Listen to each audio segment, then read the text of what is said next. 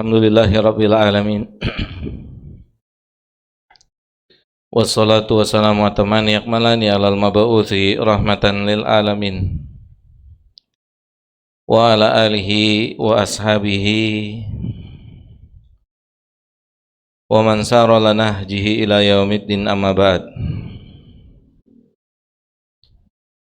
Allahumma la ilma lana illa ma 'allamtana wa 'allimna ma yanfa'una wa anfa'na bima 'allamtana.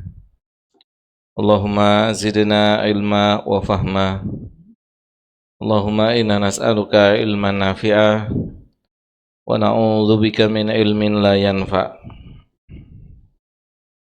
Allahumma ighfir lana wa liwalidina wa limasyayikhina wa li asatidatina wa li a'immatina wa li sairil muslimina wal muslimat.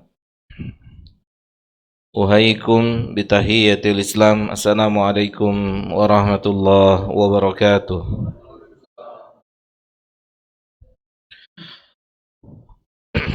Alhamdulillah, jamaah yang dimuliakan oleh Allah Subhanahu wa taala. Kita bersyukur kepada Allah Subhanahu wa taala atas limpahan nikmat yang Allah berikan pada kita semua. Nikmat yang tidak pernah kita bisa hitung satu persatu. Nikmat yang selalu diberikan oleh Allah pada kita yang tidak pernah berhenti. Dan terutama nikmat yang patut dan kita syukuri adalah nikmat untuk meremedial kesalahan-kesalahan kita dengan jalan belajar ilmu agama. Semoga Allah memberikan taufik untuk kita, mengarahkan untuk kita bisa meremedial setiap kesalahan-kesalahan yang ada di diri kita masing-masing dengan jalan belajar ilmu agama. Jemaah yang dimuliakan oleh Allah Subhanahu wa taala, insyaallah kita kajian pertama dari pembahasan kitab Khulasah Ta'dhimul Ilm li Fadilati Syekh Saleh ibn Abdullah ibn Hamad Al-Utsaimin hafizahullahu ta'ala, yang mana beliau pada di antara tulisannya mengatakan pada pertemuan yang lalu bahwasannya baiknya pertanyaan yang diajukan oleh orang yang menuntut ilmu, baiknya pertanyaan tentunya jamaah butuh apa mas? Itu jawaban. Kemudian kalau kita melihat lafadz baik tentunya butuh proses. Ya, butuh proses. Artinya pertanyaan itu belum tentu semuanya baik, atau pertanyaan itu belum tentu semuanya bisa menjadi separuh daripada ilmu itu sendiri. Tetapi ketika kita terus belajar dan belajar, maka pertanyaan pun akan menjadi pertanyaan yang lebih baik dan lebih berkualitas. Pertanyaan-pertanyaan yang akan kita tanyakan dalam sebuah permasalahan ilmu akan lebih baik dan akan lebih berkualitas dengan proses ilmu. Biasanya atau sebelumnya mungkin kita bertanya hanya sekedar bertanya yang pertanyaan kita secara faidah kurang. Ya, secara faidah kita bertanya dengan pertanyaan yang kurang faidahnya.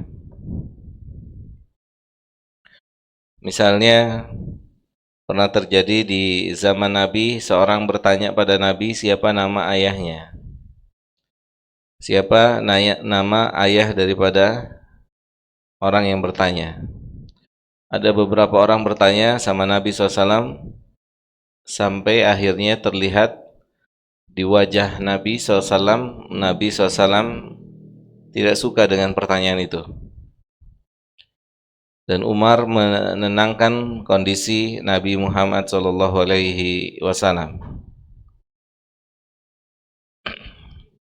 Dan kemudian jamaah yang dimuliakan oleh Allah Subhanahu wa taala, kurang lebihnya demikian. Setelah seseorang belajar dan belajar, maka dia bisa, atau Allah berikan dia perubahan dari soal-soal yang ditanyakan menjadi soal-soal yang jauh lebih berkualitas. Hatta untuk mengetahui soal berkualitas itu butuh dengan ilmu sendiri. Itu butuh dengan ilmu. Ya, butuh ilmu. Hidup kita di dunia ini sebentar, maka hendaknya ketika kita bertanya, pertanyaannya adalah yang berkualitas, yang bisa meningkatkan iman kita, yang bisa meningkatkan rasa takut kita pada Allah Subhanahu wa taala, bukan hanya sekedar bertanya. Ya, bukan hanya sekedar bertanya,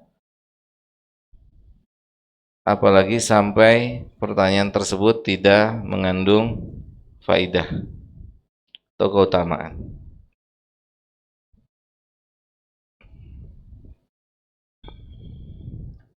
Maka dengan sebab proses belajar, pertanyaan pun akan semakin berkualitas. Ya, akan semakin berkualitas. Jelas ya sampai sini ya. Silakan Mas. Mas Ardian. Bismillahirrahmanirrahim. Andriani mana Andriani? Belum datang. OTW kali ya. OTW. Halaman 105, alinea keempat. 3 bentuk proses pencarian ilmu tadi diumpamakan seperti menanam pohon, menyiraminya dan mengembangkannya, sehingga pohon itu akan terjaga kekokohannya dan terhindar dari hama.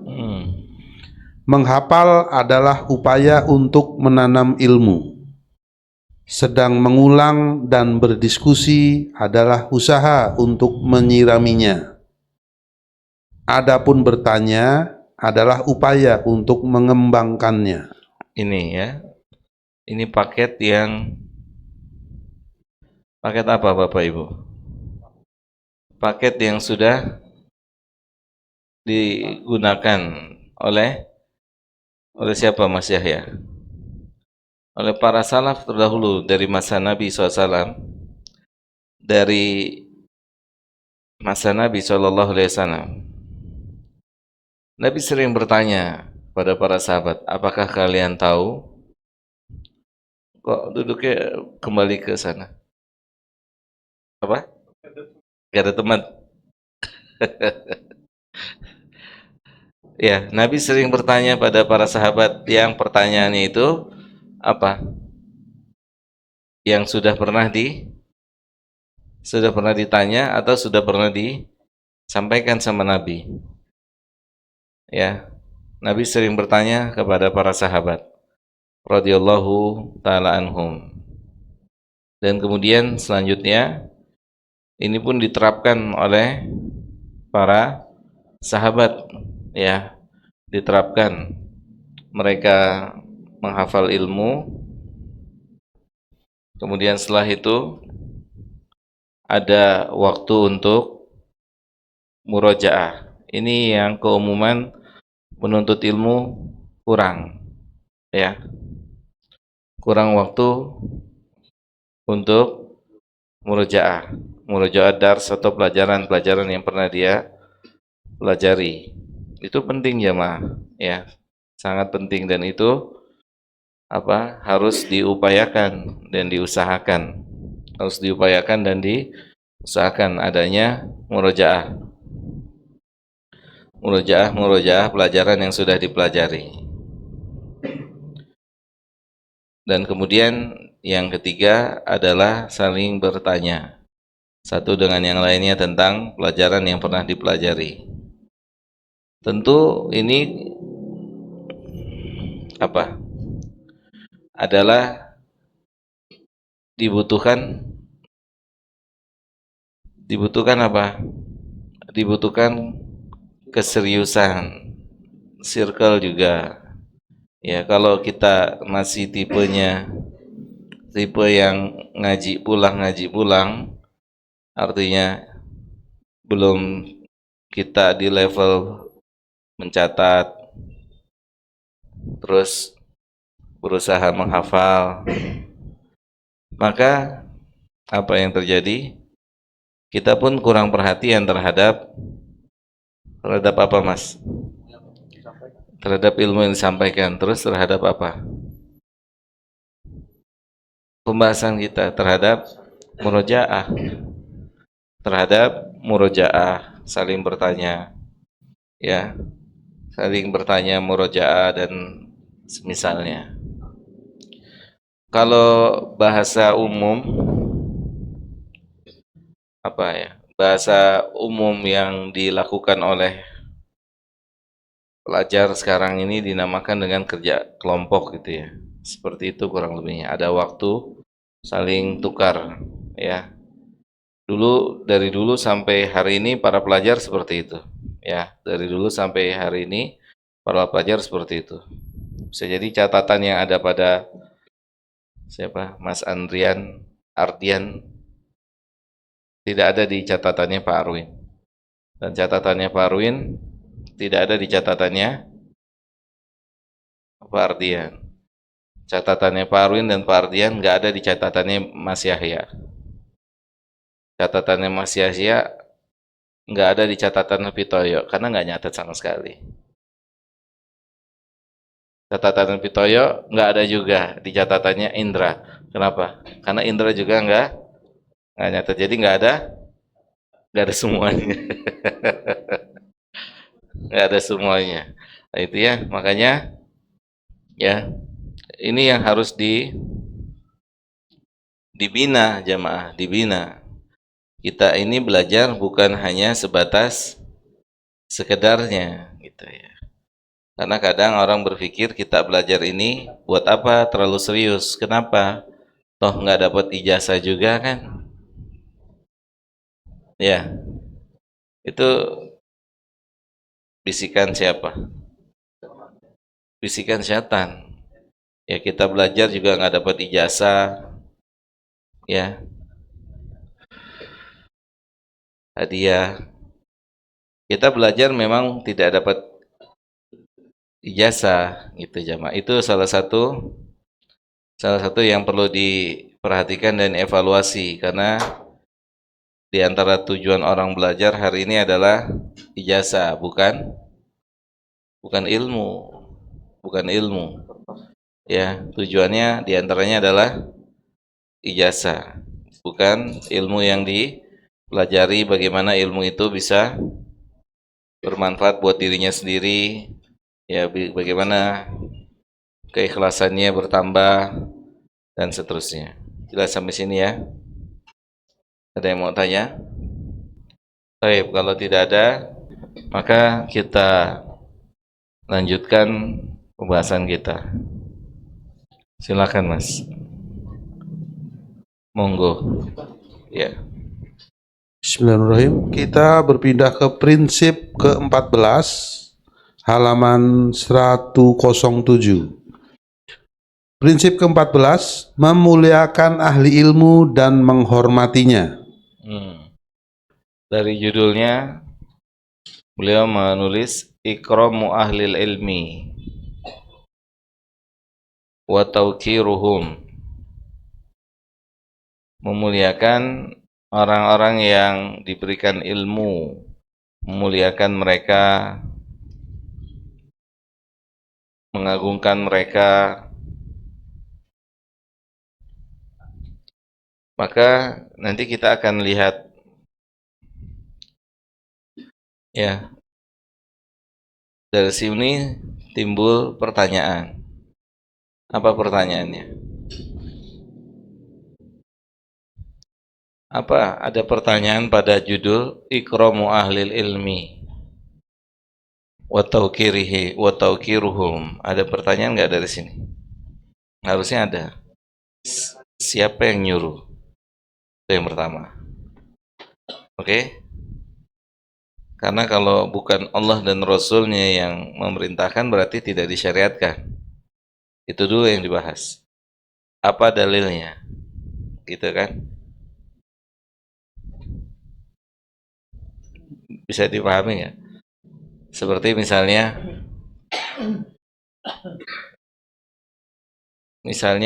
kita menghormati seseorang karena harta dan kedudukan.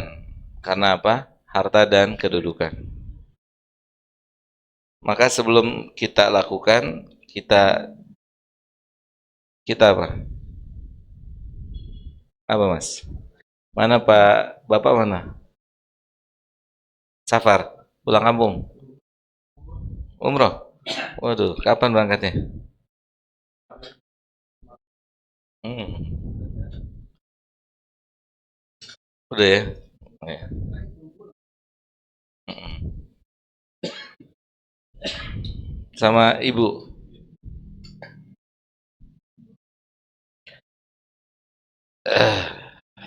Misalnya tadi ada, kita lihat teman-teman kita misalnya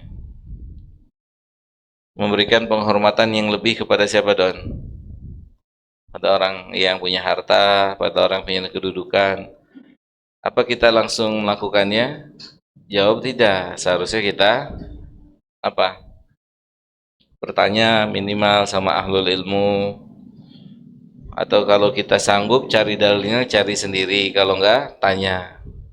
Apa ada perintah untuk memberikan penghormatan secara khusus, perlakuan secara khusus kepada orang yang punya harta dan kedudukan? Gitu. Kalau tidak ada, berarti biasa aja. Gitu. Berarti biasa aja. Artinya tetap dia diberikan haknya sesama apa? Muslim. Tetap pemberiannya sesama Muslim. Enggak pemberian khusus, misalnya datang ke masjid sini salah seorang yang punya kedudukan, hartanya banyak, rumahnya besar, kedudukannya tinggi, kemudian antum nengok, dia datang terus antum langsung keluar. Ya, antum keluar, antum sambut, antum sambit. Sambut apa sambit? Oh, sambut ya. Antum sambut, terus antum bertanya, gimana Pak kabarnya? Masya Allah, dan seterusnya. Terus teman antum yang sebelah ngeliat, kok dia bangun ya, kok dia nyambut ya, padahal ustadznya lagi ngajar gitu kan. Insya Allah gitu ya. Nah, sebelum kita ikut melakukan itu, kita pun cari tahu. Karena kita tidak salah kalau kita tidak tahu dalil dan kita belum apa? Ah, belum mengerjakan sesuatu karena kita belum mengetahui dalilnya. Ya, karena sesuatu itu yang dituntut untuk membawakan dalil adalah orang yang mengerjakan sesuatu. Yang tertuntut untuk membawakan dalil adalah yang mengerjakan sesuatu. Jelas ya?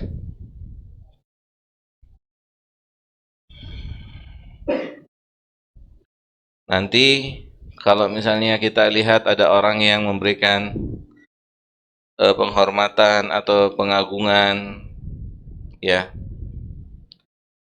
pemuliaan terhadap orang-orang yang punya ilmu misalnya, yang punya ilmu, kita lihat lagi ada nasnya nggak sampai di mana pengagungannya, dibolehkan sama agama ini, dalilnya ada atau tidak. Itu terus sejauh mana dibolehkannya? Apakah sampai cium tangan, cium kaki, gitu ya? Bisa dipahami ya? Gitu. Apakah memang harus memuliakan siapa? Orang-orang yang punya ilmu, dicari tahu apanya, dalilnya mana, gitu ya? Dalilnya mana? Kemudian setelah itu Kalau misalkan ketemu dalilnya, ini ada dalil dibawakan oleh Syekh. Nanti ketika itu, setelah itu apa? Sampai di mana? Apanya? Sampai di mana? Penghormatan dan pengagungan, pemuliaan terhadapnya, gitu ya.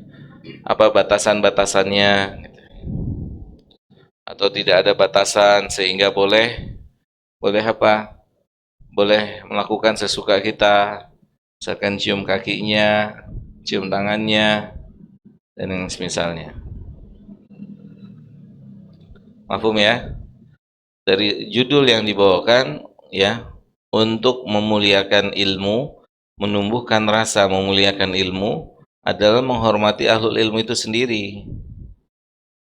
Ya, menghormati ahlul ilmu itu sendiri. Karena apa? Yang mereka punya itu sesuatu hal yang mahal. Gitu. Karena ilmu itu tidak diberikan oleh Allah kepada semua hambanya. Satu-satunya profesi yang ditinggikan kedudukannya oleh Allah dalam Al-Quran itu cuma ahlul ilmu. Yarfa'illahu alladhina amanu minkum walladhina utul ilma darajat. Tuh. Jadi Allah yang akan meninggikan. Ya, cukuplah ayat ini mengarahkan kepada kita, memang kita itu tidak bisa apa? Tidak bisa memperlakukan dan mempergauli ahlul ilmu seperti orang biasa. Tetap harus ada apa? Ada tata krama, ada etika dan seterusnya dan seterusnya. Seperti yang dilakukan oleh siapa? Oleh para sahabat tentunya. Sahabat kepada Nabi SAW dan juga kepada sesama mereka. Ya, bagaimana sesama mereka memberikan penghormatan dan pengagungan terhadap orang yang Allah berikan ilmu. Dan ilmu adalah sesuatu hal yang paling besar yang telah Allah berikan kepada Nabi Muhammad SAW, ya. Dan ini meninggikan kedudukan beliau.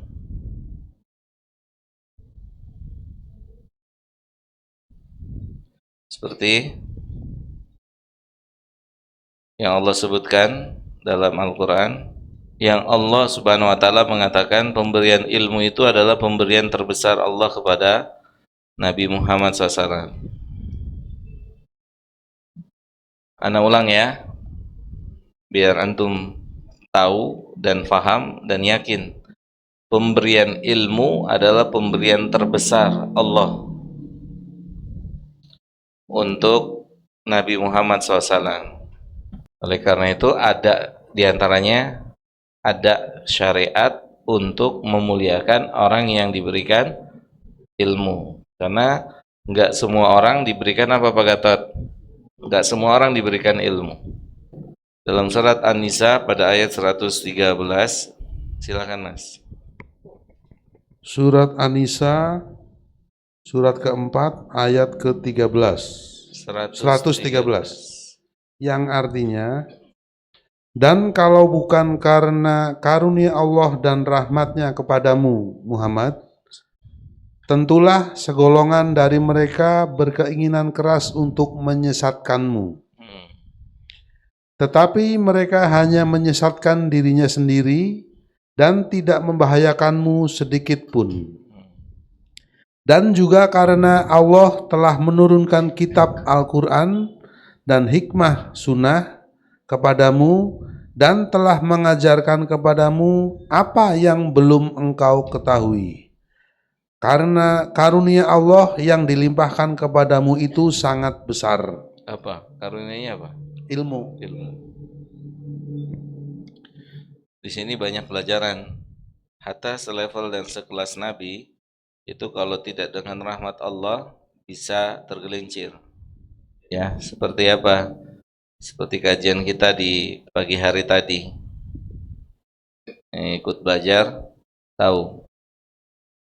Selevel dan sekelas Nabi Ibrahim, ya, yang menghancurkan berhala, ternyata keselamatannya bukan sebab dia punya, hanya sebatas dia punya ilmu, tapi keselamatan Nabi Ibrahim sampai meninggal dunia berada di atas tauhid karena dia berdoa sama Allah. Ya, karena dia berdoa kepada Allah Subhanahu wa taala, memohon perlindungan agar tidak apa? Tidak jatuh dalam perbuatan kesyirikan. Ya, agar tidak jatuh dalam perbuatan kesyirikan. Hatta makanya kata para ulama apa? Hidayah itu butuh hidayah. Apa kita butuh hidayah di tempat ini? Sangat butuh. Kalau tidak, tempat ini hanya tempat untuk istirahat atau tempat cuman duduk-duduk. Maka kita butuh apa? Butuh hidayah. Bagaimana bisa memanfaatkan kesempatan yang Allah berikan. Kemudian setelah itu hidayah berikutnya, butuh hidayah lagi, ada waktu sholat. Butuh hidayah? Butuh. Tanpa hidayah Allah kita tidak mungkin bisa khusyuk sholatnya. Ya, setelah itu butuh lagi hidayah. Hidayah membutuhkan hidayah. Ya, bisa jadi kalau kita nggak paham ini, ya kita akan berpaling. Ya. Nah, dari ayat yang mulia ini jamaah, di ujung ayatnya Allahu Jalla Jalaluhu mengatakan wa anzalallahu alaikal kitaba wal hikmata. Dan Allah Subhanahu wa taala telah menurunkan kepada dirimu Alkitab, Al-Qur'an dan As-Sunnah. Jadi karena sunnah kan wahyu. Ya dan sunnah itu wahyu. Dari sana juga, dari mana? Dari Allah. Sunnah itu wahyu juga. Makanya yang disampaikan oleh Nabi itu sebenarnya wahyu, bukan hasil istihad beliau sallallahu alaihi wasallam. Ya. Dan setelah itu Allah katakan wa 'allamaka ma lam takun ta'lam. Dan Allah telah mengajarkan kepada dirimu apa yang sebelumnya kamu tidak ketahui. Gitu. Jadi jamaah, ini terkadang antum merasakan atau tidak? Ketika kita belajar, terus yang membuat kita bisa faham dari apa yang kita pelajari sebenarnya bukan apa yang kita baca, tapi Allah yang membuat kita faham. Itu dong. Kayak gini nih, saya ngajar nih, ya. Antum pengennya paham nggak? Pengennya paham nggak? Apa pengennya cuman yang lain-lain? Enggak kan? Pengennya paham kan? Cuma kalau ditanya satu persatu kan, orang paham sat. Iya pahamnya begini, benar nggak? Coba anak tanya, apa yang antum pahami? Oh, ternyata salah, bukan itu maksudnya. Bukan itu maksudnya. Coba Mas Yahya gimana? Apa yang Mas Yahya pahami dari ayat ini? Begini. Bukan begitu Mas. Maksudnya bukan seperti itu. Coba Mas Wiwit, apa yang Mas Wiwit ya? Mas Wiwit apa yang Mas Wiwit pahami? Ya, kalau saya sih paham eh, kalau Isya tuh jam 7 lewat 5, ya bukan itu yang saya tanya gitu. Yang saya paham waktu Isya 5 menit lagi. Bukan itu yang saya tanya. Bisa dipahami sampai sini? Baik. Ya. Nah, berarti sampainya pemahaman sama diri kita itu karena apa? Karena Allah yang mengajarkan gitu. Wa 'allamaka, tapi tetap harus ada apa, Don? Ada proses. Ada proses apa? Proses membaca, proses mendengar, proses mencatat. Nanti ya yang buat paham itu adalah Allah. Jelas ya? Baik, itu balik lagi kepada tauhid. Balik lagi pada tauhid. Jadi bukan berapa banyak kita baca, bukan berapa lama kita membaca, mempelajari, tidak. Tapi seberapa hebat kita bergantung pada Allah Subhanahu wa taala. Insyaallah kita lanjut sesudah salat Isya. Wassallallahu ala nabiyina Muhammadin wa ala alihi wa sahbihi ajma'in. Wassalatu wassalamu wa tamani akmalani alal mab'uthi rahmatan lil alamin wa ala alihi wa ashabihi wa man sara ala nahjihi ila yaumiddin amma ba'd. Baik jamaah, kita lanjutkan, dan sebelum melanjutkan Ana mau kasih info sama antum. Info, sekilas info. Insyaallah infonya bermanfaat. Karena belajar itu butuh murojaah, jadi mulai hari ini dan seterusnya selama masih ada umur, Rabu kedua dan keempat itu khusus bahas kitab ini, Khulasah Ta'dzimil Ilm. Kamis ya, Kamis genap, khusus Kamis genap bahas kitab ini, Khulasah Ta'dzimil Ilm. Kamis ganjilnya Kitab Tauhid. Jelas ya? 2 dan 4 muliakan ilmu. 1, 2, 3 1, 3, 5 Kitab Tauhid. Terus belajarnya dari ba'da maghrib sampai isya apa? Ba'da maghrib sampai isya murojaah. Baca dari awal. Ya, 2 kitab itu dibaca dari awal. Baca, saya dengerin aja. Nanti masing-masing antum kan sudah punya catatan. Nah, kalau yang lupa, tanya. Jelas ya? Jadi pada maghrib sampai isya, kita mulai dari awal, murojaah. Baca. Jelas? Nanti pada isya, mulai di pelajaran yang kita sedang pelajari. Misal, sekarang kan kita ada di poin ke-14. Nanti pada 2 minggu lagi, pada maghrib, antum baca dari yang pertama. Baca dari yang pertama, ya. Kemudian baca bil faham, baca dengan faham, bukan cuman baca. Ya, baca tapi faham. Kemudian kan di antara antum ada yang ikut belajar dari awal, ya kan? Terus ada catatan kan? Alhamdulillah tuh, kesempatan. Kesempatan untuk apa? Untuk murojaah dan bertanya. Pak Gatot catatannya di mana? Di handphone, Masya Allah. Barakallah. Di handphone siapa katanya? Ya, jelas ya. Jadi pada maghrib kita murojaah, ya Don ya. Pada isya kita mulai di pelajaran yang melanjutkan pelajaran. Ngerti Andriani? Baik. Kalau Anda lupa diingetin ya. Jadi ganjil kitab Tauhid, genap Khulasah. Paham ya? Dan pada maghrib sampai isya kita murojaah. Dari pada isya sampai jam 9 atau setengah 9 melanjutkan materi. Jelas sampai sini ya? Taib.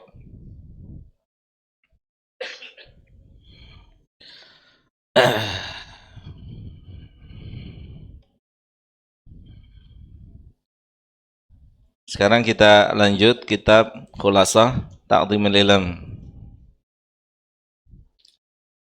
Jadi setidaknya dari judul penulis hafizahullah menyampaikan ikramu ahlil ilm.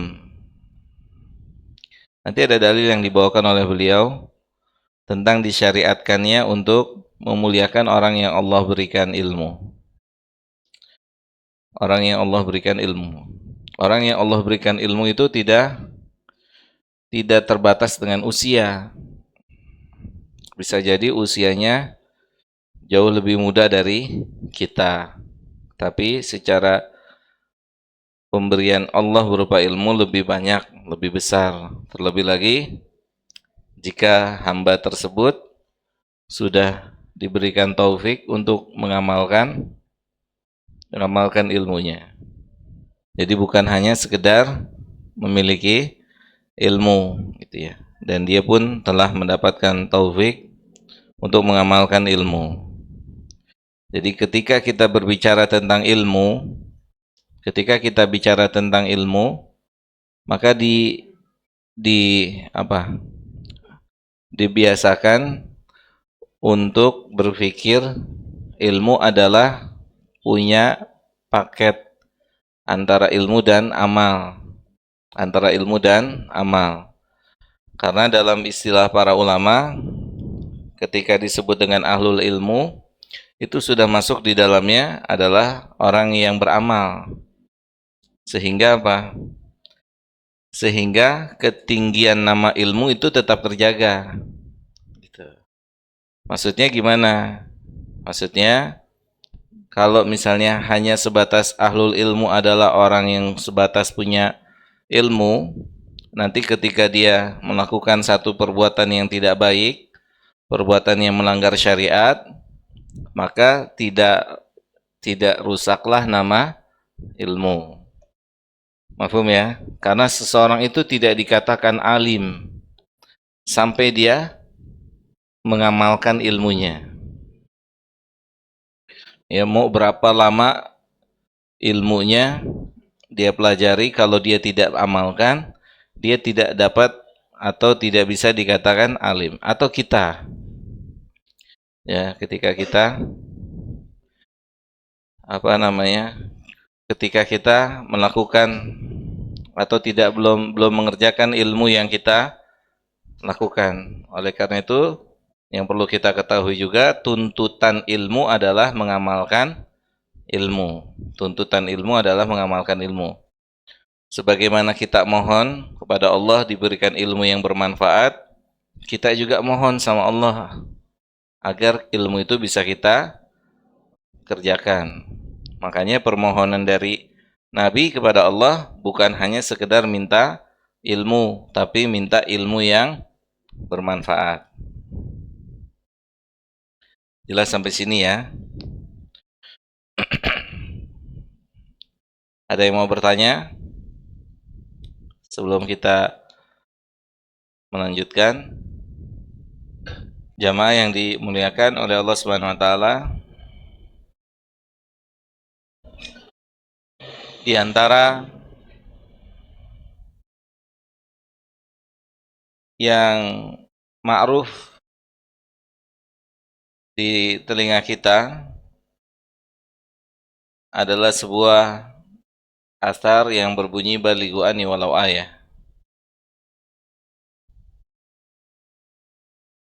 Sampaikanlah dariku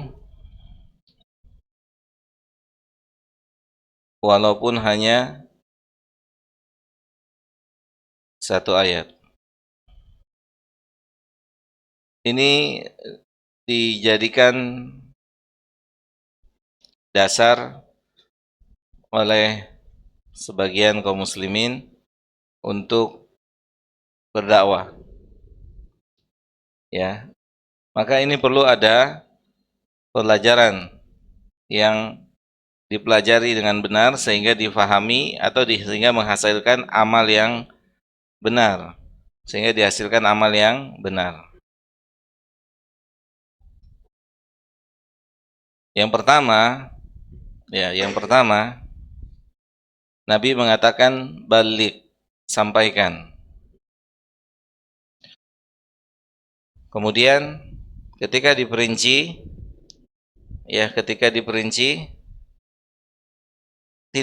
ternyata tidak semua orang bisa menyampaikan.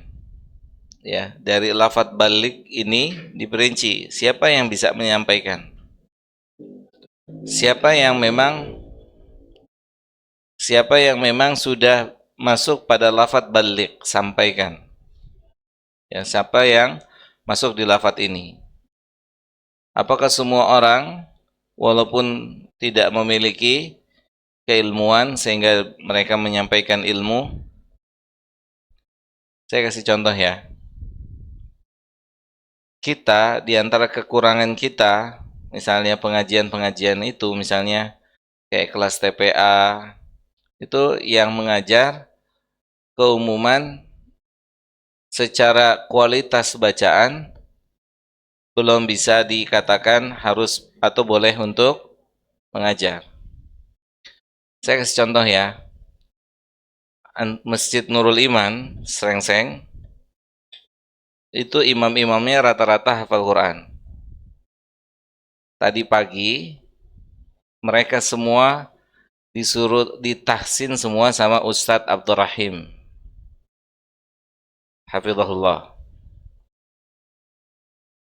Semuanya imamnya disuruh baca satu-satu, tapi qadarullah waktunya nggak keburu, cuman ada 2 ustadz yang bisa ustadz ditahsin, ustadz imam ditahsin. Siapa Ustadz Abdurrahim? Beliau mahasiswa S3 doktor di Jamiah Islamiyah di bidang Al-Quran, S1, S2, S3 sekarang Quran. Jadi memang dia pakar dalam Al-Quran. Makanya tadi ketika saya bilang tafadhol Ustaz, ngisi lagi, dia bilang kita semua punya keahlian masing-masing. Dia nggak bersedia, Don. Dia nggak bersedia. Tapi kalau disuruh ngajar Quran, antum tanya dia dari A sampai Z, dia bisa. Karena memang pakar. Bukan ahli lagi, dia pakar. Dia pakar. S1, S2, Quran. Dan sekarang S3-nya Quran. Alhamdulillah, salah seorang putra bangsa. Semoga Allah jaga beliau. Dan yang lebih menggetarkan hati, dan selalu saya meneteskan air mata ketika beliau hadir datang, karena beliau Allah takdirkan buta. Hafizahullahu ta'ala. Tidak bisa lihat. Walaupun mata hitamnya kelihatan, tapi dia buta. Celakaan dulu. Jelas ya? Gitu.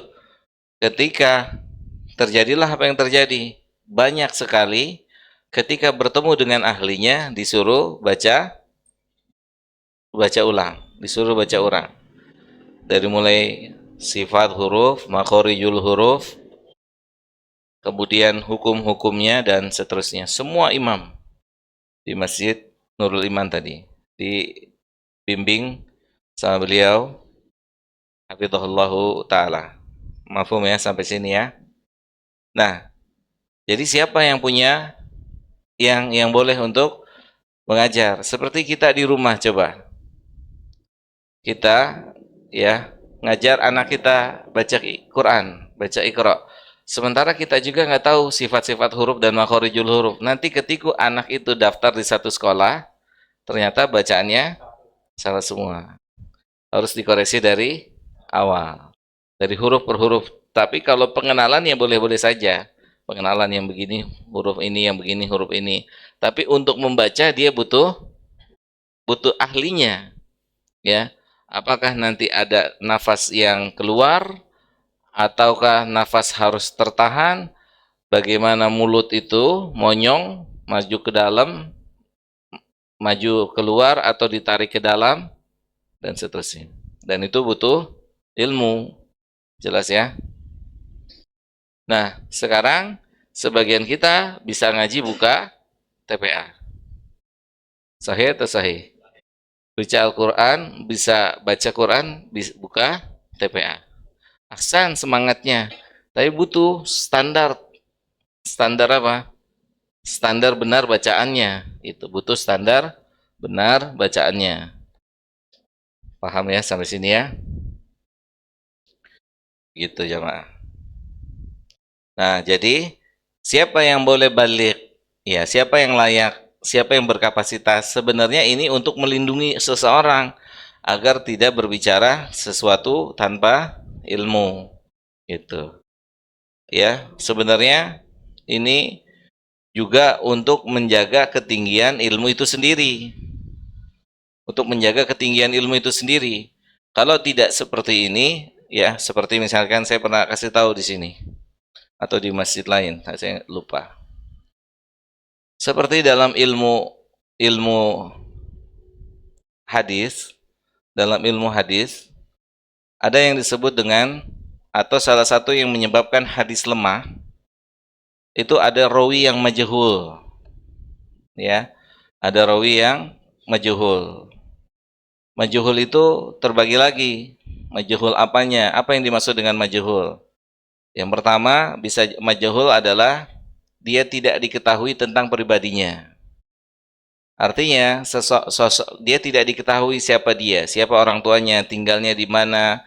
Itu namanya majhul hal pribadi dia. Ya tidak diketahui. Bisa dipahami ya.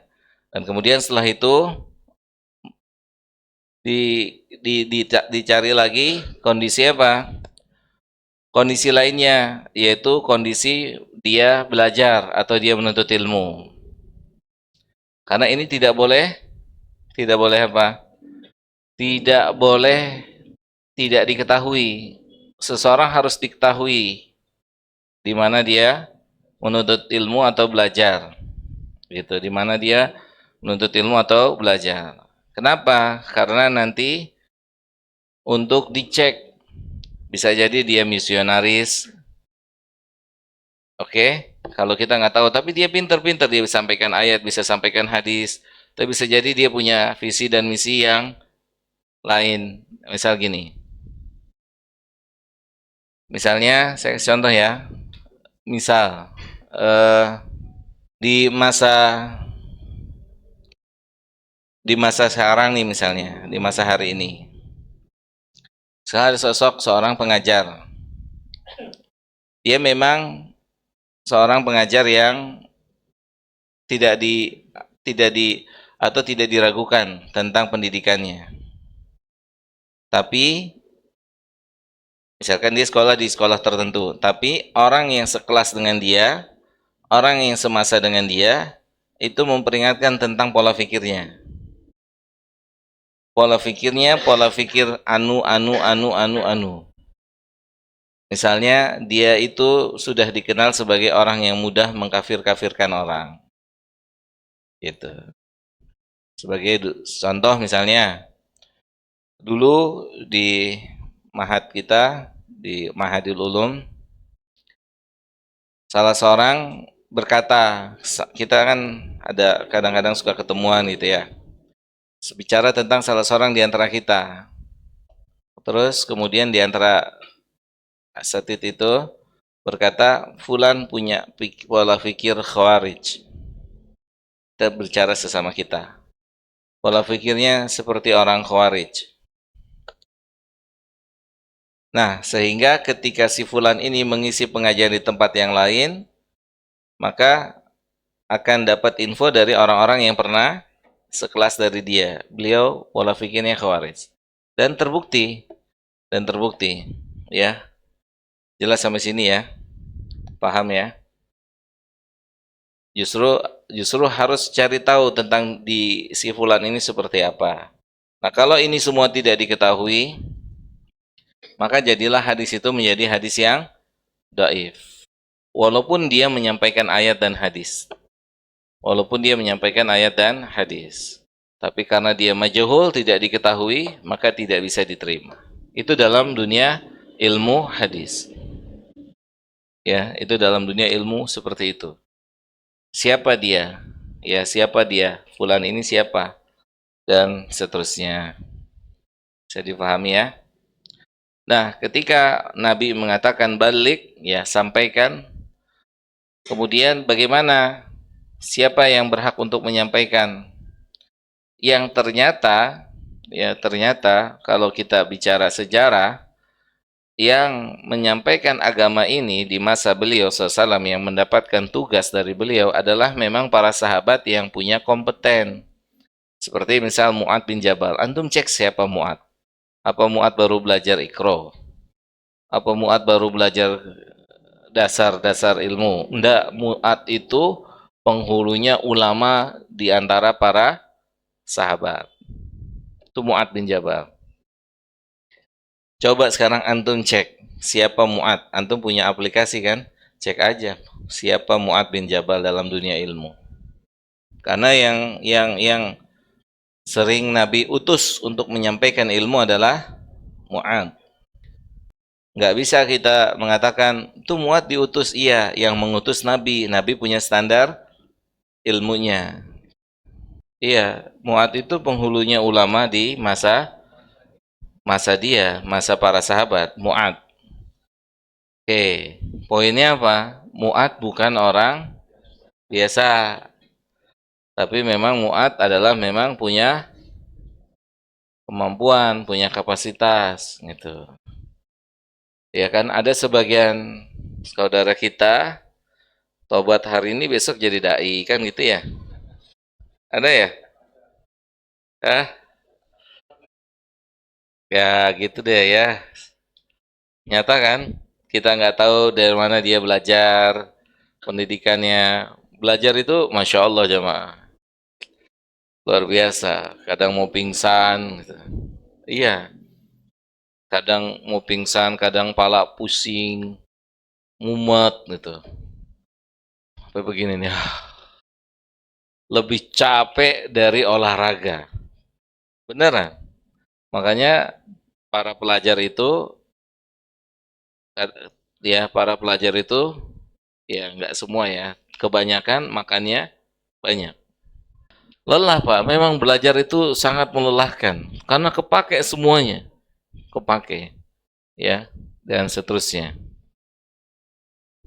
Bisa dipahami ya. Nah, dari situ, dari lafadz balik saja sudah mulai banyak yang tereliminasi. Tidak bisa, tidak bisa, tidak bisa, tidak bisa. Makanya pernah saya tanya di sini, apa cukup menyampaikan tanpa memberikan pemahaman? Ya, masih ingat nggak? Saya pernah tanya di sini ya. Jawab tidak cukup. Gimana kita mau memberikan orang pemahaman tanpa kita memahaminya? Ya, tanpa kita memahami. Dari mana? Dari sisi apa? Dari berbagai macam sisi. Yang pertama dari sisi bahasa itu dulu. Yang pertama dari sisi bahasa. Misal gini. Misalnya ya, antum mau di surat apa? Coba antum cari. Tunjuk aja satu surat aja. Satu surat, satu ayat. Surat Al-Fatihah lah, ya. Al-Fatihah yang kita bisa semua. Oke? Fatihah ya. Misalkan ada seorang pelajar yang bertanya, Ustadz, ana mau tanya Ustadz, kenapa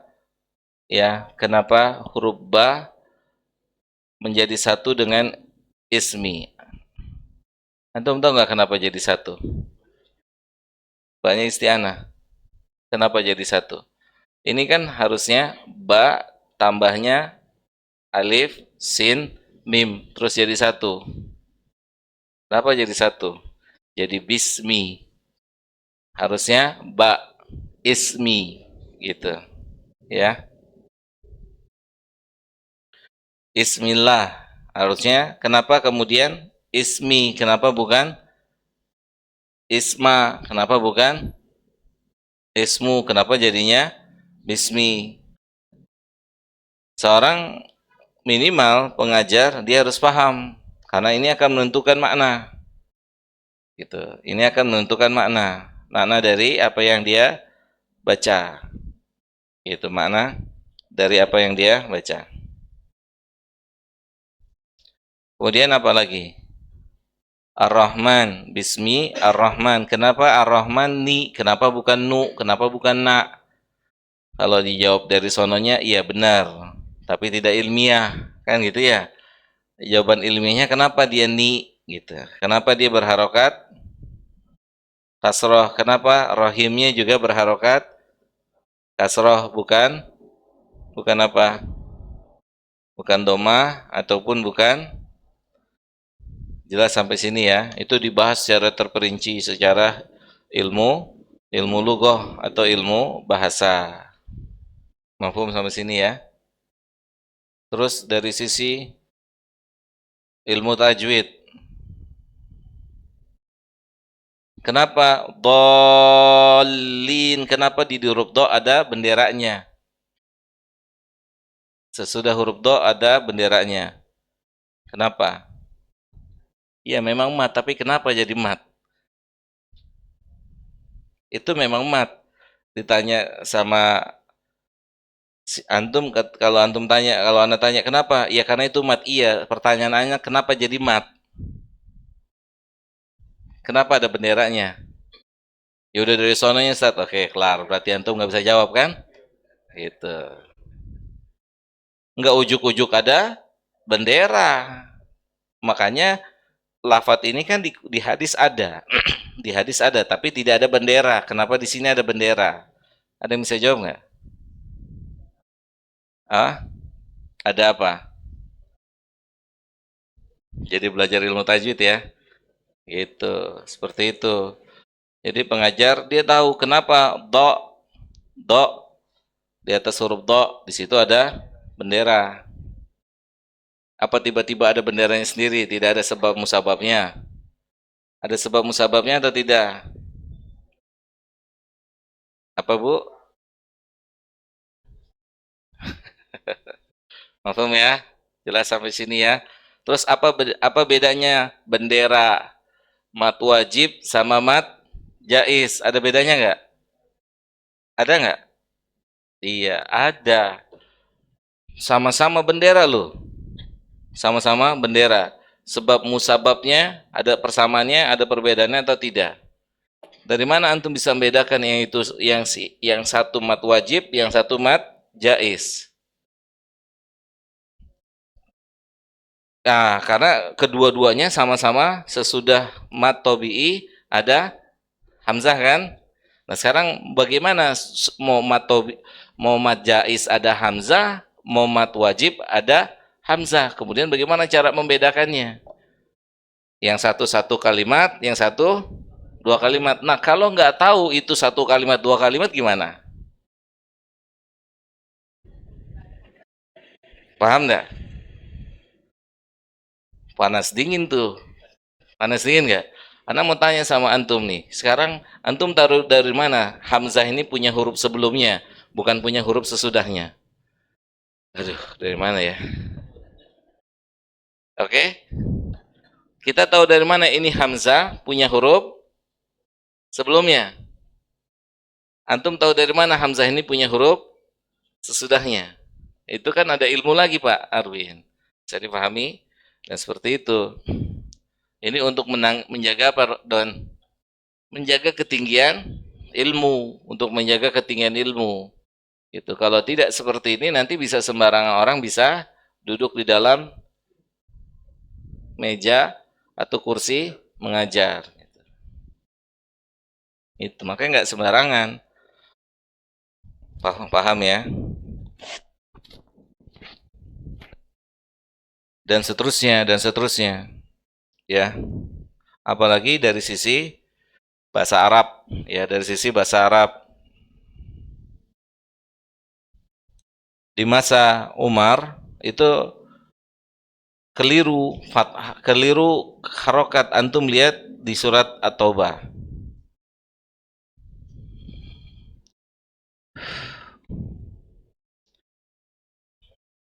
Ayat ketiga. Ya, nanti ana yang baca aja. Antum lihat pada baris yang kedua. Ayat ketiga baris kedua pada lafadz annallaha bariun. Annallaha bariun minal musyrikina wa rasuluhu. Ketemu nggak? Coba lihat semuanya. Semuanya lihat. Ya, artinya apa? Allah dan Rasulnya berlepas diri dari orang-orang musyrikin. Di masa Umar pernah ada seorang pengajar yang mengajarkan dan membacanya annallaha bariun minal musyrikina wa rasulihi. Wa rasulihi, harokatnya kasroh. Wa rasulihi. Yang belajarnya langsung bertanya, benar nggak bacanya wa rasulihi? Dia bukan cuman pelajar yang enggak gitu. Jadi pelajar ilmiah kayak gitu. Kritis gitu ya. Kayaknya salah deh bacanya. Maka akhirnya dibawalah kasus ini kepada Umar. Yang benar bacanya adalah warasuluhu, bukan warasulihi. Kenapa? Karena kalau bacanya warasulihi maknanya adalah Allah berlepas diri dari nabi dan dari orang musyrik. Makanya dia kaget. Apa iya Allah berlepas diri dari nabi? Paham enggak? Itu hanya berbeda kasrah dengan dhamma. Seperti itu. Gimana kalau pelajarnya, pengajarnya tidak menguasai bahasa Arab? Mafhum? Gitu. Makanya sekarang harus lebih selektif antum ketika belajar gitu. Bahasa Arab itu asas, wajib fardu ain buat seorang dai. Pelajar wajib dia dasar, itu sangat dasar gitu. Ini artinya sangat jauh kan, Allah dan Rasulnya berlepas diri dari orang musyrik, itu yang benar itu. Tapi ketika harokatnya jadi wa rasulihi, artinya Allah berlepas diri dari Rasul dan dari orang musyrik. Kagetlah yang belajar, benar Allah berlepas diri dari Nabi. Akhirnya dibawa kepada Umar, yang benar bacanya wa rasul. Jelas sampai sini? Ini untuk menjaga apa? Ketinggian ilmu itu sendiri. Jadi perubahan harokat itu bukan sesuatu hal yang ringan. Dia besar. Perubahan harokat itu bukan perubahan atau bukan sesuatu kesalahan yang ringan. Makanya di dalam ilmu Quran perubahan harokat dinamakan lahnun jali. Apa bu lahnun jali? Kesalahan yang besar, fatal. Ya, karena merubah maknanya. Ada satu lagi lahnun khofi. Itu. Jadi berubah ya, sekarang belajar tajwid aja ya. Gitu. Gitu. Jelas ya? Bisa dipahami sampai di sini? Itu semua untuk menjaga ketinggian daripada ilmu. Ya, ketinggian daripada ilmu. Nah, jadi sehingga agama ini sebenarnya menjaga seseorang agar tidak berbicara agama tanpa ilmu. Balik, sampaikan. Terus katanya berikutnya apa? Baligu ani, dari Nabi. Berarti dari Nabi apanya? Yang disampaikan dari Nabi, pemahamannya dari Nabi, semuanya dari Nabi, bukan dari pemahamannya sendiri, bukan. Paham enggak?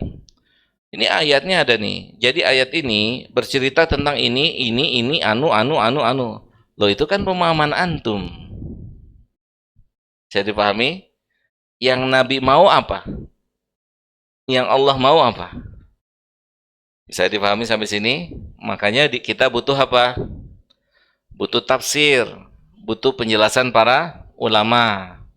Itu, butuh tafsir, butuh penjelasan para ulama. Misalnya gini, saya kasih contoh. Antum buka surat Al-Hijr. Ayat yang terakhir, ayat 99. Allah berfirman, wa'bud rabbaka hatta ya'tiyaka al-yakin. Misalnya, antum baca ayat ini, sembahlah Rabb kamu sampai datangnya keyakinan. Terus antum nggak belajar, nggak nuntut ilmu dengan benar. Antum mengajarin orang, kalau kita sudah sampai yakin, berarti kita sudah tidak wajib lagi beribadah kepada Allah. Kenapa?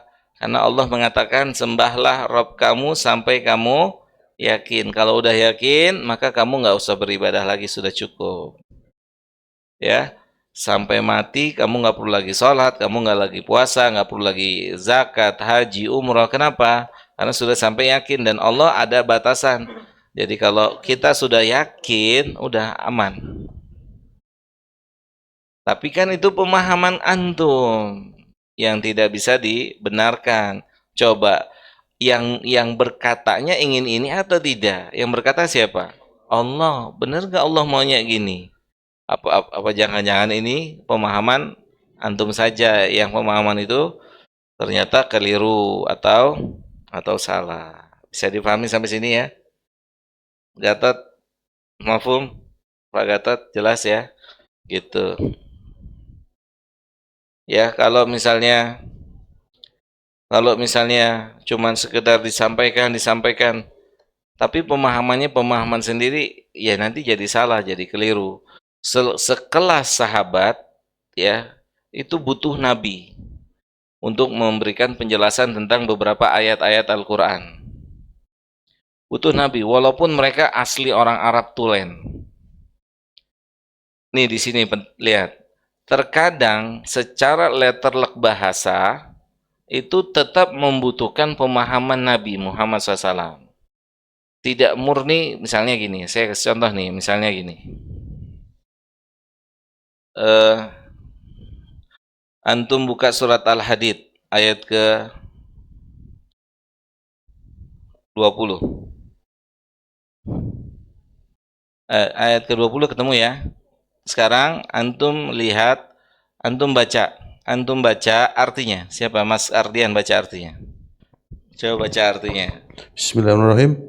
Surat Al-Hadid, surat ke-57 ayat 20, yang artinya, ketahuilah sesungguhnya kehidupan dunia itu hanyalah permainan dan senda gurauan, perhiasan dan saling berbangga di antara kamu, serta berlomba dalam kekayaan dan anak keturunan, seperti hujan yang tanam-tanamannya mengagumkan para petani. Cukup. Antum lihat, petani itu dari mana? Dari lafaz yang mana? Tahu nggak? Petani itu dari lafaz yang mana? Ada yang tahu? Bapak Ibu? Kufar. Kufar. Secara bahasa kufar kafir. Oke? Tapi yang Allah mau di sini petani. Itu dia. Artinya gini, terkadang ya sesuatu yang secara bahasa itu butuh pemahaman yang benar. Pemahamannya ya dari yang berkata langsung dan dari penjelasan Nabi. Kalau kita nggak belajar dengan baik dan benar, antum nggak usah, jangan lihat ini ya misalnya, antum nggak ngelihat apa artinya, antum akan mengartikan apa? Tanaman-tanaman yang mengagumkan orang kafir. Sahih? Padahal yang Allah mau di sini adalah petani. Lafadznya sama-sama kufar. Itu dia. Itu keluasan apa? Ilmu. Makanya ya para sahabat pun untuk memahami ayat itu nggak cukup dengan bahasa. Nggak cukup. Karena apa? Terkadang terkadang makna secara lugoh bukan itu yang Allah inginkan. Makanya selalu ada dua definisi. Definisi secara bahasa dan definisi secara syariat. Gitu. Secara bahasa apa definisinya? Kufar ya kufar, kafir. Tapi secara syariat Allah mau apa? Gitu. Mafhum ora? Ora mafhum. Mafhum ora mafhum. Jelas sampai sini ya. Mafhum san? Ya. Nah, seperti itu. Nah, sekarang apakah ketika sembarangan orang menyampaikan dia bisa memperinci seperti ini? Kan belum tentu, Pak. Sahih? Belum tentu. Dia akan kebingungan untuk diminta penjelasan-penjelasan. Kita mulai penjelasan secara bahasa misalnya. Ketika diminta penjelasan secara bahasa dia sudah tidak bisa. Ya sulit untuk kita apa? Mempercayai kalau dia memang punya ilmu. Gitu. Kalau dia memang ahli dalam ilmu agama. Kalau toh secara bahasa saja dia masih banyak sekali kekurangan atau kesalahan. Jelas ya? Apalagi secara pemahaman gitu. Ya, apalagi secara pemahaman.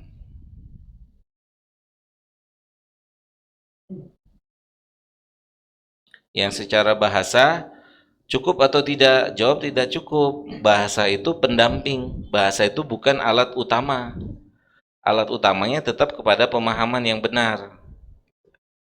Ya, makanya nanti akan ada dua pengertian secara lughah atau bahasa dan pengertian secara syariah. Sahabat datang jumpai Nabi kita Shallallahu Alaihi Wasallam menjumpai.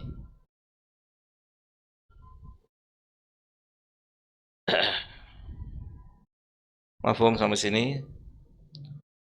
Ani, sampaikan dariku walaupun satu ayat. Ada lagi yang mau tanya? Sebenarnya dia wajib, tapi dia harus berhubungan dengan orang yang berilmu. Misalnya gini, dia tetap harus berkomunikasi dengan orang yang punya ilmu di atasnya. Jadi ada pengontrolan, gitu. Nggak bisa dia sendiri. Nanti akhirnya kalau sendiri banyak yang salahnya don, banyak yang kelirunya. Gitu. Kayak misalnya contoh sederhana gini, eh, guru-guru STHQ kan berkualitas don, tapi kan tetap harus dikontrol, ya kan? Tetap harus dikontrol. Imam-imam Masjid Nurul Iman itu berkualitas secara bacaan, secara hafalan, tapi tetap harus ada QC kontrolnya dari orang yang lebih di antara mereka. Bisa dipahami dan gitu. Jadi mereka nggak bisa jalan sendiri. Jadi tetap harus ada pengontrolan gitu. Dan mereka harus menyadari ini. Kalau enggak nanti jadi kebablasan. Gitu. Jadi kebablasan. Jadi akhirnya dibawa kepada pemahaman yang salah ataupun keliru gitu ya. Seperti itu dan ya kalau di misalnya di kampung nih ya kalau sampai sampai apa? Sampai terperinci seperti ini mungkin sulit gitu ya, sulit didapati gitu ya. Tapi paling tidak dia berpendidikan, dia belajar ilmu agama, kemudian ada gurunya membimbingnya gitu ya, yang memang gurunya meng-ACC dia untuk apa? Mengajarkan gitu ya. Nanti hasil gurunya sekali-sekali datang gitu, mengontrol gitu. Jelas ya? Kalau tidak ada pengontrolan yang salah semuanya. Murid gurunya salah, muridnya salah, semuanya salah. Semuanya salah.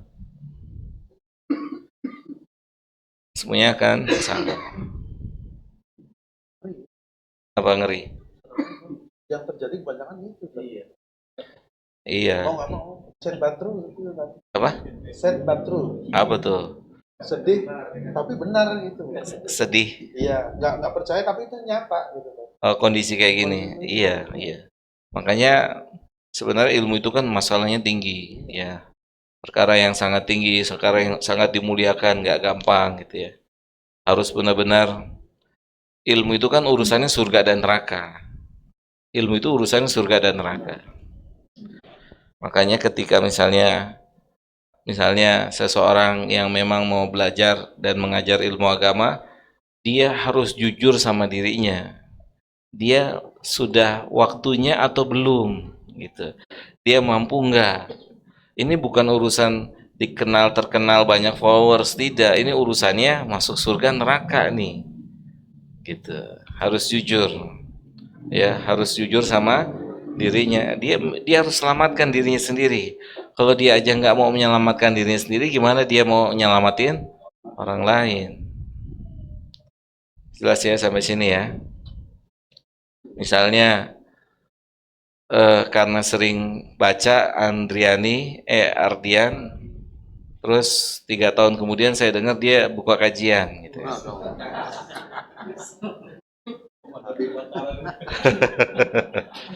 Ana dengar dia buka kajian nih, terus antum nyampein ke Ana, kan Ana tahu dia, paham enggak? Ana kan tahu dia, Berani-beraninya itu. oke? Tapi tetap ada yang percaya nggak sama dia? Tetap jenggotan, pakai gamis, percaya. Iya, gitu, percaya. Gitu. Apalagi punya retorika yang bagus dan seterusnya. Sekarang kan bagus tidak bagus ustadz dilihat dari retorika kan, bukan dari ilmu. Antum coba belajar sama ulama, nggak ada retorika ulama itu. Gini aja udah ngajarnya diem, ngomong diem, lurus aja lempeng. Nggak kepake kayaknya di Indonesia kalau gitu. Itu ya. Padahal itu ahlul ilmu ulama itu, masya Allah. Oh, masya Allah. Ngajar lempeng aja udah diem aja lempeng baca sampaikan. Kayak gitu ya teman-teman semua. Makanya kenapa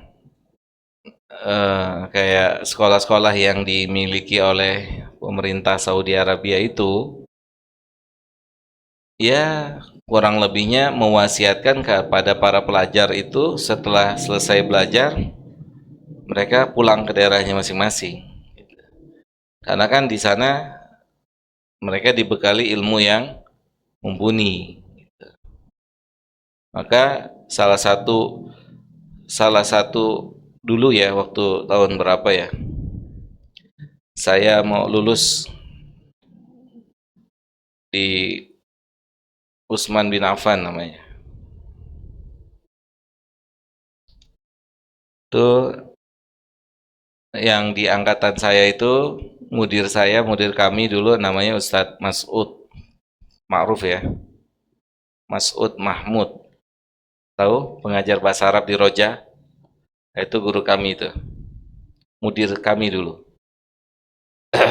Hafizahullah ta'ala. Nah, kemudian kita dikumpulkan.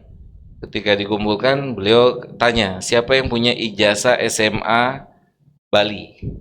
Ijazah SMA dari Bali. Siapa yang ada yang nggak lulus SMA dari Bali? Kata Ustadz, kalau ada, langsung berangkat ke Jamiah Islamiyah tanpa tes. Dengan syarat ijazahnya SMA-nya Bali.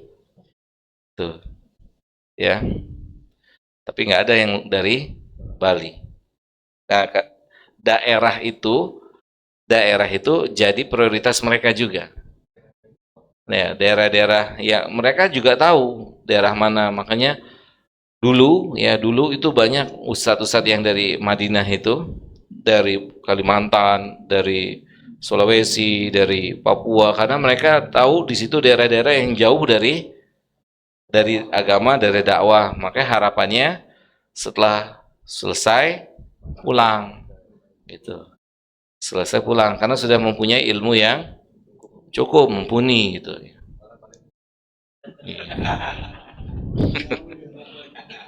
Mau ketemu antum kayaknya, Pak. Gitu.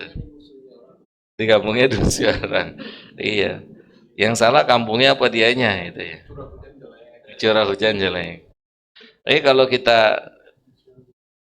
kalau kita lihat misalnya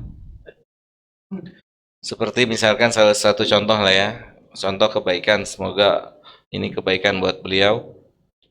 Ustadz Aun Rafiq Gufran rahimahullah itu sepulang beliau dari Riyadh, dia langsung pulang ke Gresik, ke Jawa Timur itu. Ya, dia dakwah di sana, diceritakan sama para muridnya. Dia mulai dakwah, dia merintis dan seterusnya dan seterusnya dan seterusnya. Gitu jemaah. Sampai yang belajar baru 1 orang, 2 orang, sampai hari ini jadi Al-Furqan tuh. Al-Furqan di Gresik gitu. Dia nggak kemana-mana, udah di situ aja, stay. Dia pulang dari mana? Riyadh bersama Ustadz Abu Nida dan yang lainnya, Ustadz Zawawi, Ahmad Zawawi, dan ada beberapa lagi Ustadz-Ustadz senior kita itu yang usianya sudah sekitar 70 tahunan, 70 tahunan, insyaallah. Gitu. Nah, pulang gitu, pulang ya. Banyak juga yang seperti itu pulang gitu. Setelah lulus benar-benar pulang. Ya sebagai sebagai apa? Sebagai apa? Sebagai penunaian amanah gitu ya. Menunaikan amanah pulang. Justru yang lebih pulang itu lebih banyak. Yang pulang itu jauh lebih banyak daripada yang stay di Jakarta atau di Jabodetabek. Yang pulang itu jauh lebih banyak. Kayak misalnya gini, kayak kita kalau lagi ada acara daurah nih, daurah para ustadz, itu yang datang dari pelosok dari sana sini itu jauh lebih banyak. Gitu. Yang memang misalkan kayak anak pribadi itu subhanallah ya, karena udah lama nggak ketemu, Jadi ada kawan tuh ngeliatin aja dari belakang, duduknya di belakang Ana tuh, Ana di depan dia. Nah kemudian qadarullah sebelah kanan Ana ini kosong nih, pindah nih, entah kemana. Pokoknya kan kalau daurah itu ya di antara aturannya meja itu, kursi itu siapa cepat dia dapat kan gitu ya. Apalagi saf-saf depan, saf-saf depan itu harus datangnya lebih awal. Alhamdulillah Allah kasih kesempatan Ana di saf pertama. Nah kemudian pas pelajaran kedua sebelah anak kosong. Nah dia masuk nih pindah ke depan. Kosong ya, kosong foto. Anak sama sekali nggak nge gitu kan. Salaman aja gitu, kenal salaman ini. Mukanya udah bewok begini gitu kan. Kata dia, antum lulusan LIPI ya? Iya. Sama Dika Wahyudi. Iya. Berarti antum temenan nih kata dia. Berarti antum temenan. Antum siapa? Saya bilang begitu kan. Antum siapa? Ana Ardi gitu. Hafizahullah. Ana Ardi. Ardi Makassar. Soh, bener teman Ana. Ana juga inget itu. Ketika dia bilang Ana Ardi. Ardi teman sekelas kami ada namanya Ardi, dia orang Makassar. Gitu. Kayak gitu karena sudah lama tidak lama tidak berjumpa. Sudah lama tidak berjumpa. Dan seterusnya. Jelas sampai sini ya. Nah dia pulang, justru yang pulang-pulang itu jauh lebih banyak Don. Yang pulang itu jauh lebih banyak Pak, daripada yang jadi kibar-kibar itu. Gitu. Ya, yang pulang itu jauh lebih banyak. Jauh lebih banyak mereka masuk ke mana? Ke kampungnya lagi. Memang dari laut mereka dakwah di situ. Gitu. Memang orang laut jadi orang laut gitu. Sampai ada salah satu senior kami juga ketika pulang ke Indonesia, dia Jamiah Islamiyah, dia pas begitu pulang ditawarin nikah sama salah seorang guru di pondoknya. Guru di pondoknya terus dia bilang gini, "Ana punya apa mau menikah? Loh, antum kan punya belajar di Saudi." Iya, dia buka peci gini. Ini peci dari Ana sampai Saudi sampai sekarang ini pecinya baru cuman satu ini aja. Itu pelajar dulu. Belajar dulu memang sampai Saudi memang belajar. Jarang yang jadi mutawif. Benar-benar belajar. Ustadz-ustadz kita yang senior-senior itu yang apa? Dari Jamiah Islamiyah itu memang ke sana dulu tuh fokus benar-benar belajar. Makanya Ustadz Ali Musri hafizahullah, Ali Musri, beliau sering ingatkan teman-teman yang belajar sana, jangan jadi mutawif, jangan jadi mutawif. Antum kesini tuh belajar, antum kesini belajar, belajar. Beliau sering ingatkan. Gitu. Nah, ustadz-ustadz dulu tuh senior itu seperti Ustadz Ali dan yang sezaman dengan dia, sana tuh belajar benar. Gitu. Belajar benar-benar belajar. Ketika pulang ke Indonesia, yang dia bawa apa? Ilmu. Nggak bawa apa-apa kecuali ilmu sama kitab-kitab yang ditenteng berkoper-koper itu. Pulang nggak punya apa-apa, pulang aja langsung ke kampung halamannya gitu. Memang dia safar bukan safar dalam rangka mencari uang, tapi ngumpulin ilmu gitu. Pulang masuk kampungnya di pinggir laut gitu. Antum jangan tanya nama orang ya gitu ya. Coba ini ibroh aja buat antum. Pulang tinggalnya di pinggir laut, bapaknya nelayan gitu. Sampai sekarang seperti itu, ngajarnya di sekitar laut di apa namanya saung-saung kecil gitu. Gitu. Tapi ahlul ilmu dia. Kita ketemunya kalau lagi daurah gitu, ketemunya. Jadi yang lebih banyak tuh yang pulang. Karena ketika daurah, misalkan daurah Batu Malang, ya di Batu, sekarang sudah lama tidak daurah karena ada satu lain hal di Malang ya. Sekarang daurah Batu Malang itu katanya khusus untuk Jawa Timur. Dulu untuk seluruh Indonesia. Makanya sekarang daurahnya dibagi-bagi. Rojak bikin daurah. Nah, makanya kita dapat undangannya yang sekitar situ.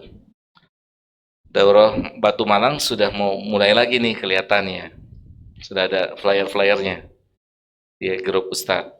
Nah di grup ketika di daurah di Batu Malang itu kumpul banyak Pak, banyak Ustadz tuh bisa sampai 500 lebih. 500 banyak nggak? Banyak. Apalagi Lombok tuh. Lombok itu kalau datang daurah bisa banyak loh. Nggak pesawat Pak mereka Pak. Kapal laut. Kapal laut dia. Banyak Pak Lombok itu. Ustadz, di antara ustadz paling banyak tuh di Lombok. Dan alhamdulillahnya ahlu Lombok tuh kebanyakan pulang. Kebanyakan ahlu Lombok itu begitu baik di Libya, baik Madinah, baik di mana gitu. Setelah lulus kebanyakan mereka pulang. Ahlu Lombok rata-rata pulang. Gitu jemaah. Jelas ya? Justru yang alhamdulillah segala puji milik Allah. Ya. Yang pulang itu jauh lebih banyak, yang pulang jauh lebih banyak. Dan bisa jadi yang pulang itu jauh lebih berilmu dan jauh lebih bertakwa. Gitu. Walaupun secara keterkenalan nama dia nggak dikenal, tapi bisa jadi dia lebih berilmu dan lebih bertakwa. Itu dia. Lebih diberkahi oleh Allah Subhanahu wa taala. Jelas ya? Biasanya kalau orang kampung sendiri kan, orang kampungnya bisa terima. Hah? Kan sekampung kan, temennya kan Nabi dakwahnya makanya dikatakan Muhammad. Siapa Muhammad itu? Muhammad antum tahu dia. Seperti antum tahu anak-anak antum gitu kan. Tahu gitu. Pulang nih gitu kan, tiba-tiba si fulan pulang dari Saudi, si fulan pulang sana, oh dari Saudi. Dia tahu bapak ini anaknya sini nih, istrinya sini, bapak ini, tahu gaya bahasanya tahu dan seterusnya. Cukup ya. Sampai di sini. Semoga bermanfaat buat saya dan buat antum. Wassallallahu ala nabiyina Muhammadin wa ala alihi wa sahbihi ajma'in. Subhanakallahumma bihamdika asyhadu an la ilaha illa anta astaghfiruka wa atubu ilaika. Assalamualaikum warahmatullahi wabarakatuh.